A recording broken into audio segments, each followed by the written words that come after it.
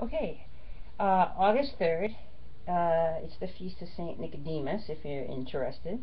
It's also the first Friday of August. And we are going through the Lettere Luterani di Pier Paolo Pasolini. And we're in the first one. It's called the Giovanni Infelici, or the Unhappy Young People.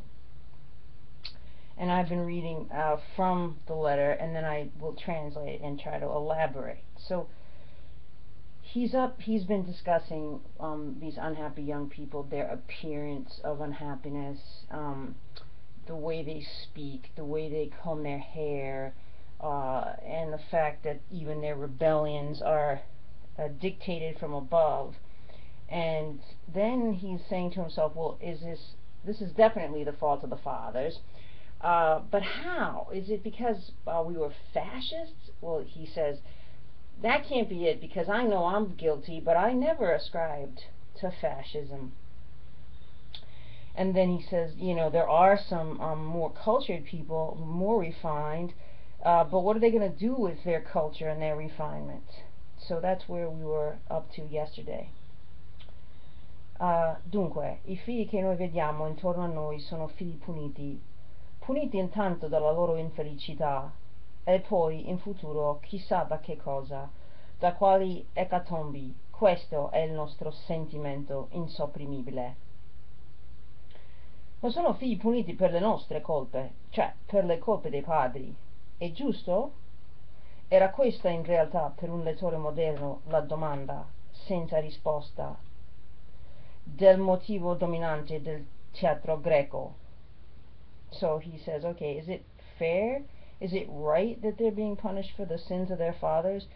This was the question that had no answer in the Greek theater that he referred to in the beginning, and that was also the dominant motive of the Greek theater. Ebbene sì, è giusto. Il lettore moderno ha vissuto infatti un'esperienza che rende finalmente e tragicamente comprensibile l'affermazione, che pareva così ciecamente irrazionale e crudele, del coro democratico dell'antica Atene, che i figli cioè devono pagare le colpe dei padri. E infatti i figli che non si liberano delle colpe dei padri sono infelici, e non c'è segno più decisivo e imperdonabile di colpevolezza che l'infelicità. So he says, all right, you know what, it is right and just that these children are being punished for the sins of their fathers, because they're not freeing themselves from these sins. And the reason we can tell that they're guilty and responsible is that they're unhappy. Isn't that interesting? The greatest sign of guilt is unhappiness. And actually, the Catholic Church would say that too. Couldn't resist getting that in there. Sarebbe troppo facile, in senso storico e politico, immorale, che i figli fossero giustificati in ciò che c'è in loro di brutto, repellente, disumano, that's what he says, dal fatto che i padri hanno sbagliato. L'eredità paterna negativa li può giustificare per una metà, ma dall'altra metà sono responsabili loro stessi. So, they can blame it on their parents to an extent, but they also have their share of guilt. Non ci sono figli innocenti. Tieste è colpevole, ma anche i suoi figli lo sono. Ed è giusto che siano puniti anche per quella metà di colpa altrui di cui non sono stati capaci di liberarsi. Whoever Tieste is, he must have been a political figure of the times. He says, there's no such thing as an innocent kid. Of course, St. Paul would say, all men are sinners, all fall short of the glory of God. But he says it's just, therefore, that they would be punished for the half of the guilt that is justly belonging to them, and which they have been unable to free themselves from. Resta sempre, tuttavia, il problema di quale sia in realtà tale colpa dei padri. È questo che sostanzialmente alla fine qui importa.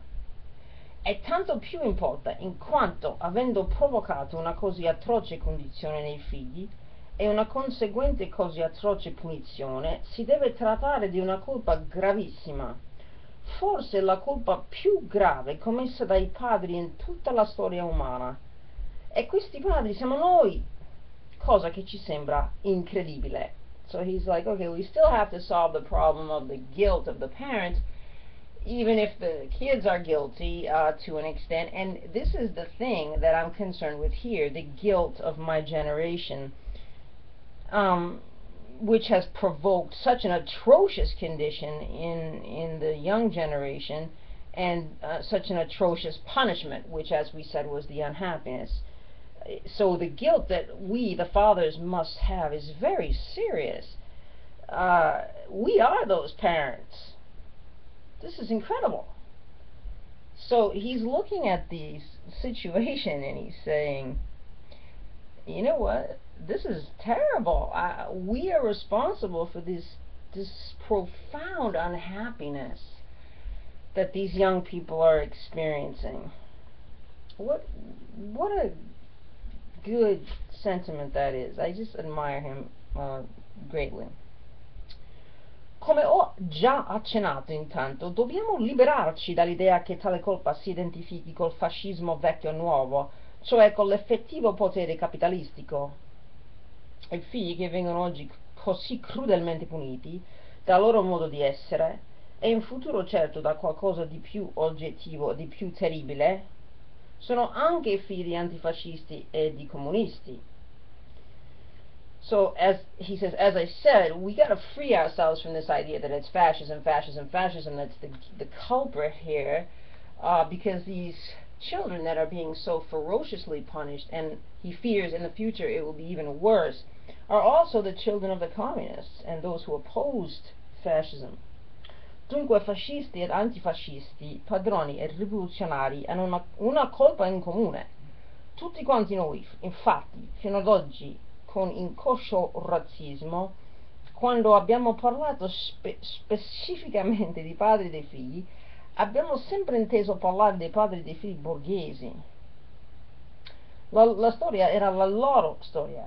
Il popolo, secondo noi, aveva una sua storia a parte, arcaica, in cui i figli, semplicemente come insegna l'antropologia delle vecchie culture, rincarnavano e ripetevano i padri.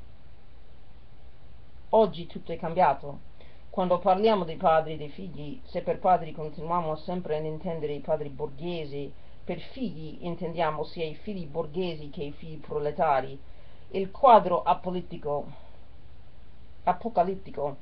che io ho abbozzato qui sopra dei figli comprende borghesia e popolo. So, the classes are merging to share a common destiny. He says we're at the turning point. And of course this is all deriving from this Marxist rhetoric about the bourgeois and, you know, the proletariat. And it's funny, this morning I saw a sign on someone's lawn when I was walking downtown that said, rebuilding the middle class. And you hear this phrase all the time, middle class. And all these phrases, we have to think about what they mean, of course. And that's what he's trying to do, but he cannot help using the language and the lingo that he's been bequeathed. And of course he says that himself on so many occasions. Pardon.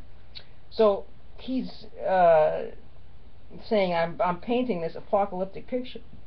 It used to belong to the bourgeois only because they were the only people that were self-conscious. And the other people, the ancient farming communities, would just repeat and repeat the story. They weren't aware of themselves as situated in time, really, so they just kept on living the same way. But now they too are beginning to awaken to consciousness. Okay. Le due storie si sono dunque unite, ed è la prima volta che ciò succede nella storia dell'uomo. It's the first time that these two histories have come together in the history of humankind.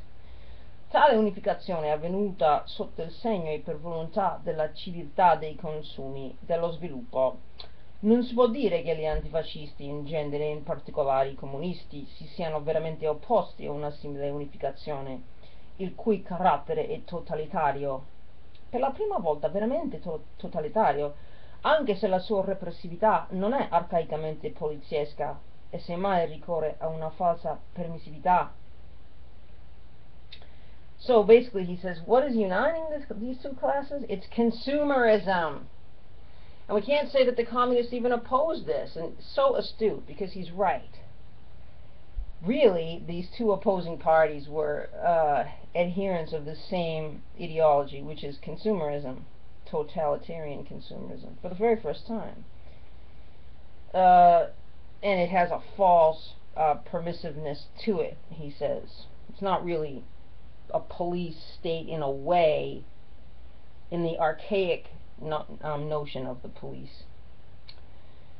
La colpa dei padri dunque, and bear with me, we're almost done, non è solo la violenza del potere, il fascismo, ma essa è anche, primo, la rimozione della coscienza da parte di noi antifascisti, del vecchio fascismo, l'esserci comodamente liberati dalla nostra profonda intimità, parenthesis Panella, con esso, parenthesis, l'aver considerato i fascisti i nostri fratelli cretini, come dice una frase di Sforza ricordata da Fortini. So his political compatriots are, he's setting himself up against them and arguing that they're wrong. Secondo e soprattutto l'accettazione, tanto più colpevole quanto più inconsapevole, della violenza degradante e dei veri immensi genocidi del nuovo fascismo. So smart. The new genocide of the new fascism, which is consumerism, is just a wholesale destruction of entire populations. Not necessarily they're being biologically killed, but although they are that too, but their humanity is being killed. Perché tale complicità col vecchio fascismo? E perché tale accettazione del nuovo fascismo? Why are we accepting this complicity with these totalitarian regime, even if it's now consumerism? Why don't we do something? Perché c'è, ed eccoci al punto, un'idea conduttrice, sinceramente o insinceramente comune a tutti. L'idea, cioè, che il male peggiore del mondo sia la povertà, e che quindi la cultura delle classi poveri deve essere sostituita con la cultura delle classi dominanti. Okay? So this idea has come from the fact that somebody believed that the worst thing that could happen to someone, the worst thing, is to be poor, and that therefore we must eliminate poverty at all costs. It doesn't matter what we do to people, but we must eliminate poverty. In altre parole, la nostra colpa dei padri consisterebbe in questo, nel credere che la storia non sia e non possa essere che la storia borghese. So he says, first the bourgeois acquired a materialistic outlook. They masked it with all kinds of political ideologies, and now they are destroying the world with it. And he has a lot of truth in what he says. So we're concluding this lecture, the very first lecture, I Giovanni Infelici, and I hope you have a good weekend. Think about what he says, and we'll see you later.